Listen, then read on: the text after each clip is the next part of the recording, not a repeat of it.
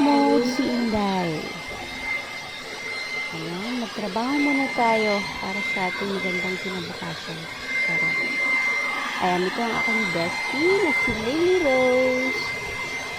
Nakaligo lang kasi galing sa kanyang training. So, napakadumi. So, kailangan paliguan.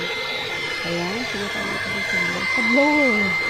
Kasi, natakot ko sa blower. So, sobrang lamig dito. Kaya, kailangan siyang gamitin ng blower para natin yung balahibong makapal. Ayan.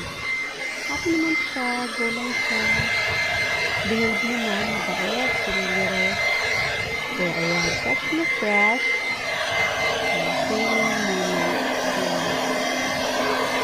Ito na siya. Pinag-dryer ko yung buhok niya. Ganyan lang naman ang trabaho kadali dito. Mahirap na humanap ng dollars. Pero enjoy naman. Stay tuned mga best sa susunod na videos natin. Marami pa tayong mga pakulo. So, kung paano ba ang trabaho sa vlog. Ayan. Parang ko asa na biniblower ko yung book niya. Napakabait na aso nito. Ano naman ka aso nito. Stay tuned guys. Bye!